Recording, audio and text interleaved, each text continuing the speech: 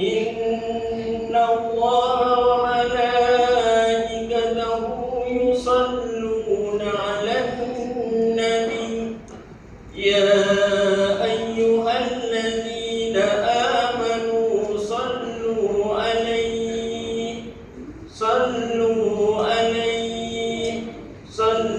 عليه وسلموا تسليما.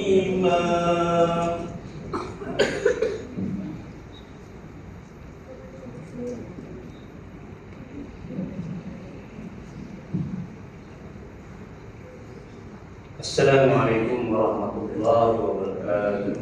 Waalaikumsalam. Allahu Akbar, Allah.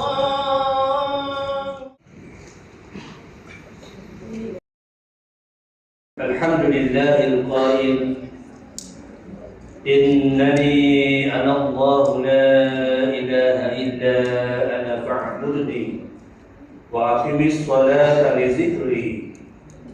Asyhadu an la ilaha illallah wahdahu la syarika lah wa asyhadu anna Muhammadan 'abduhu wa rasuluh. Allahumma shalli wa sallim ala sayyidina Muhammad wa ala alihi wa sahbihi ajma'in. Amma ba'd. Fa ya ayyuhal muslimun ittaqullah usikum wa iyaya bi taqwallah faqad fazal muttaqun. Qala Allah Ta'ala ya ayyuhalladzina amanu taqullaha haqqa tuqatih wa la tamutunna illa wa antum muslimun. Muslimin yang dirahmati Allah Subhanahu wa taala sekalian, saya menyuruh agar kita bersama-sama meningkatkan ketakwaan kita kepada Allah Subhanahu wa taala dengan melaksanakan segala perintahnya dan meninggalkan segala larangannya. Marilah kita memberi sepenuh tumpuan kepada khutbah yang disampaikan. Janganlah berbual-bual dan berleka-leka dengan telefon bimbit. Semoga khutbah ini memberi manfaat kepada kita semua. Mimbar Jumaat pada hari ini akan membicarakan khutbah yang bertajuk ancaman untuk yang melalaikan solat. Hadirin yang dirahmati Allah, Islam dibina atas 5 perkara utama dan mendirikan solat merupakan salah satu daripadanya. Kewajiban mendirikan solat terletak di atas bahu umat Islam yang mukallaf, baik lelaki maupun wanita, yang perlu dilakukan dalam waktu yang telah ditetapkan. Banyak ayat Quran yang memerintahkan umat Islam untuk mendirikan solat. Di mana Allah Subhanahu wa taala melalui surah An-Nisa ayat 103, A'udzubillahi minasyaitonir rajim. Inna salata kanat 'alal mu'minina kitaban mawquta. Shadaqallahul 'azim. Yang bermaksud, sesungguhnya sembahyang itu adalah satu ketetapan yang diwajibkan atas orang-orang yang beriman yang tertentu waktunya. Salat dapat membersihkan diri umat Islam daripada dosa-dosa kecil masa lalu kita. Dengan itu, salat yang didirikan secara istiqamah dalam semua keadaan akan membawa kita dekat dengan Allah Subhanahu wa taala dan sentiasa berada dalam rahmat-Nya. Hadis daripada Abu Hurairah radhiyallahu anhu bahawa Rasulullah SAW bersabda, "As-salatul khamsu wal jum'atu ilal jum'ati kaffaratun lima bainahunna ma lam tughsyal kaba'ir." Salat 5 waktu dan salat Jumaat ke salat Jumaat berikutnya menjadi penghapus dosa-dosa yang berlaku di antaranya selama mana tidak melakukan dosa besar. Hadis riwayat Muslim. Menjaga solat dan mendirikannya menjadikan hati kita suci dan bersih daripada sifat-sifat yang tercela, yakni mazmumah.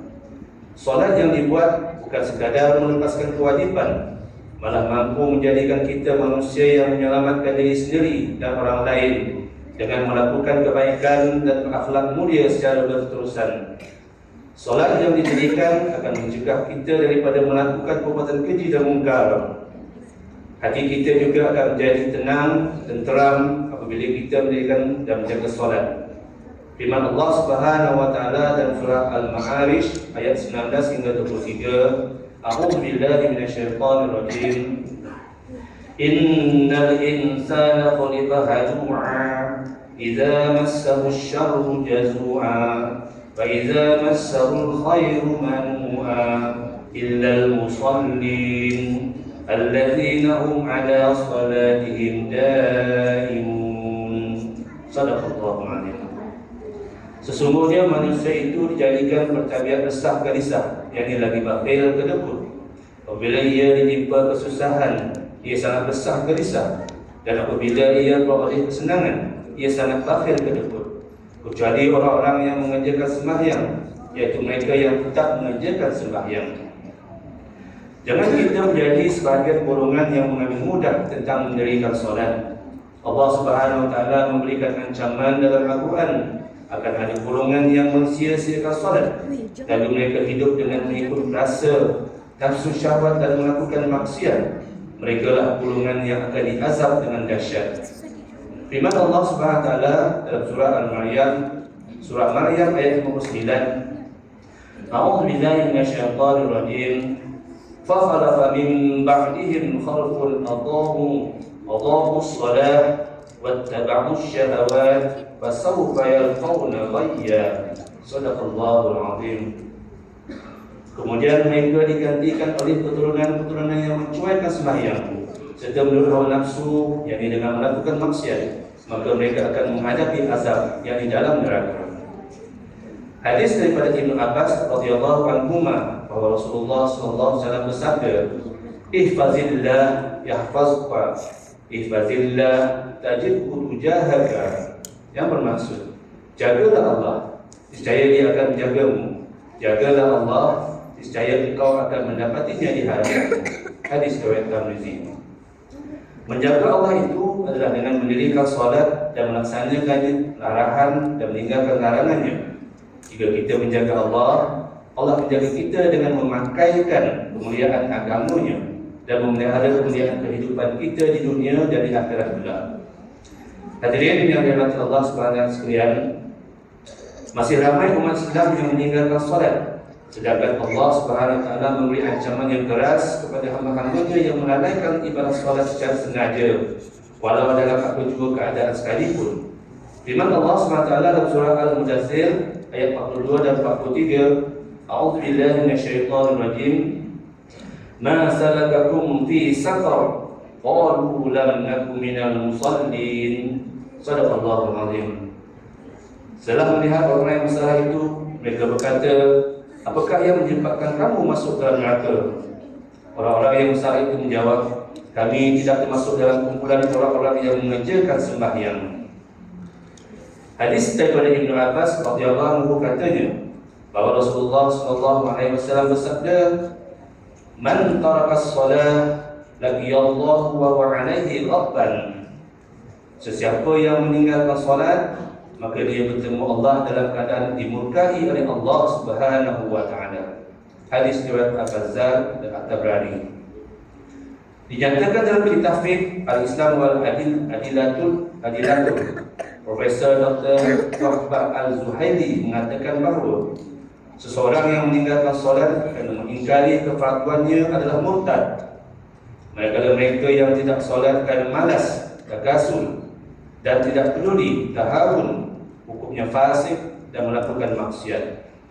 Manakala dalam kitab As-Salah, Ibnu Qayyim Al-Jauziyah menjelaskan bahawa meninggalkan solat 5 waktu dengan sengaja tergolong dalam dosa yang paling besar, dan lebih besar dosanya daripada membunuh, merampas harta orang lain, berzina, mencuri dan minum minuman keras. Rasulullah SAW turut membuat perbandingan di antara orang yang beriman dengan yang kufur, sebagaimana hadis yang diriwayatkan dari Jabir bin Abdullah radhiyallahu anhu, baginda bersabda, "Bainal rajuli wa bainal syirki wal kufri tarkus shalah." Beza antara seorang yang beriman dengan yang syirik dan kufur adalah meninggalkan solat. Hadis riwayat Muslim. Seseorang boleh dihukumkan kafir sekiranya dia menafikan kewajiban solat. Mereka yang terlupa atau sengaja melalaikan ibadah solat dalam waktunya, wajiblah ia menggantikannya dengan segera dalam waktu yang lain. Hukumnya berdosa dan wajib segera bertaubat bagi mereka yang sengaja melalaikannya. Oleh itu, marilah kita tanamkan tekad dalam diri dan menyuruh ahli keluarga kita untuk terus bersama-sama istiqamah mendirikan solat fardu 5 waktu. Berusaha untuk melakukan solat secara berjemaah di masjid atau surau. Sempurnakanlah solat kita dengan melakukan solat-solat sunat, solat sunat qabliyah dan ba'diyah. Muslimin yang dirahmati Allah sekalian, bagi mengakhiri khutbah, marilah kita semua mengambil pengajaran terhadap perkara-perkara berikut. Pertama, umat Islam adalah meyakini bahawa arahan untuk mendirikan solat fardu 5 waktu datangnya daripada Allah Subhanahu wa taala. Kedua, umat Islam adalah sedar bahawa azab siksa yang pedih akan ditimpakan atas mereka yang melalaikan ibadah solat. Ketiga, umat Islam adalah yakin dengan janji dan jaminan rezeki daripada Allah kepada mereka yang menjaga solat. A'udzubillahi minasyaitonir rajim. Wa'mur ahlaka bis-shalah wastabir 'alaiha la nas'aluka rizqan nahnu narzuquka wal 'aqibatu lit-taqwa. Dan perintahkanlah keluargamu serta umatmu untuk mengerjakan sembahyang, dan jangan kau tekun bersabar menunaikannya. Kami tidak meminta rezeki kepadamu, bahkan kamilah yang memberi rezeki padamu. Dan ingatlah, kesudahan yang baik adalah bagi orang yang bertakwa. Surah Taha ayat 132. Barakallahu li wa lakum fil Qur'anil azim, wa nafa'ani wa iyyakum bima fihi minal ayati waz zikril hakim, wa taqabbala minni wa minkum tilawatan innahu huwas samiul alim. Aqulu qawli hadza wa astaghfirullaha al-azim li wa lakum wa lisa'il muslimina wal muslimat fastaghfiruhu innahu huwal ghafurur rahim.